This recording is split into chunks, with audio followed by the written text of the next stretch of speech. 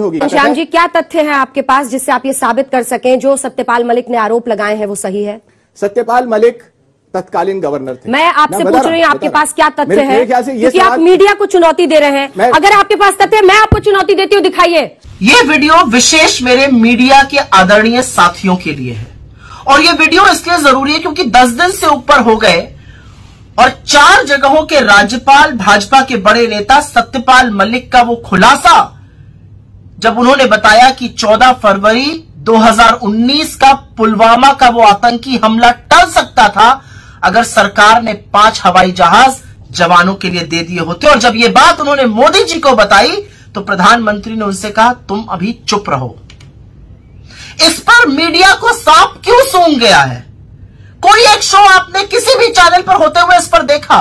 जो मीडिया कांग्रेस के उस नेता जिसका किसी को नाम नहीं पता है, कोई पता नहीं फला का कहीं जिला अध्यक्ष पहुंच जाता है माइक लेकर, एक व्यक्ति ने मीडिया के सत्यपाल मलिक का इंटरव्यू करने की जरूरत नहीं समझी।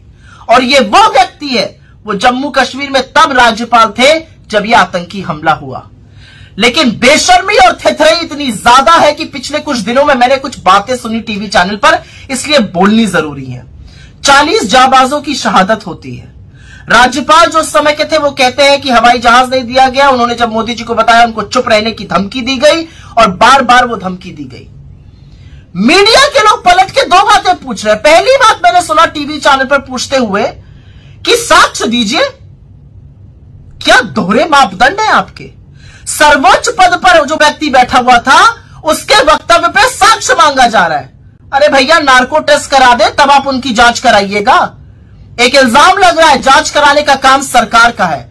और यह साक्ष्य गुलाम नबी आजाद से मांगे थे जब उन्होंने बेकार की व्यर्थ के अनाप शनाप आरोप लगाए थे राहुल गांधी पर, और कतार लगा के पूरा मीडिया खड़ा था दौड़ दौड़ के गुलाम नबी आजाद का इंटरव्यू करने के लिए। एक व्यक्ति ने छोड़ा नहीं था उन्हें। और एक बात मैंने और सुनी मीडिया चैनल्स पर, कहा गया अगर ऐसा ही था तो सत्यपाल मलिक ने उसी समय रिजाइन क्यों नहीं कर दिया? अरे अगर ऐसा ही था, अगर कांग्रेस में ये सारी खराबियां थी जो गुलाम नबी आजाद दौड़ दौड़ कर आप लोगों को एक के बाद एक चैनल पर बता रहे थे, तो उन्होंने क्यों नहीं रिजाइन कर दिया? जब तक सांसद बने रहे, जब तक मंत्री रहे, जब तक सरकारी बंगला रहा, तब तक तो सब ठीक था। जब सांसदी खत्म हुई तो कांग्रेस की सारी खामियां नजर आने लगी। क्यों नहीं उन्होंने रिजाइन कर दिया था? यही बात उनसे क्यों नहीं कही गई?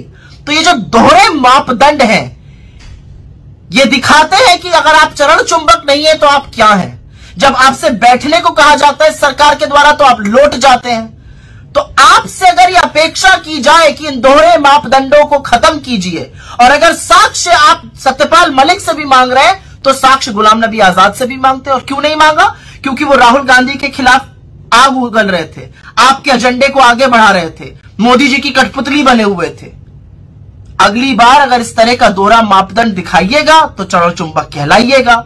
बुरा लगे तो उससे हमें कोई फर्क नहीं पड़ता है। लेकिन आज सवाल यह है कि चरण चुंबन और चरण वंदन में आप अपना कर्तव्य भूल गए।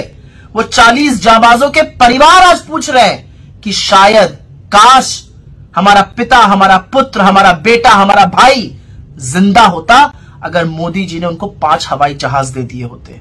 और ये बड़ा खुलासा है। इस पर आपकी चुप्पी क्या दर्शाती है, यह आप मुझसे बेहतर जानते हैं।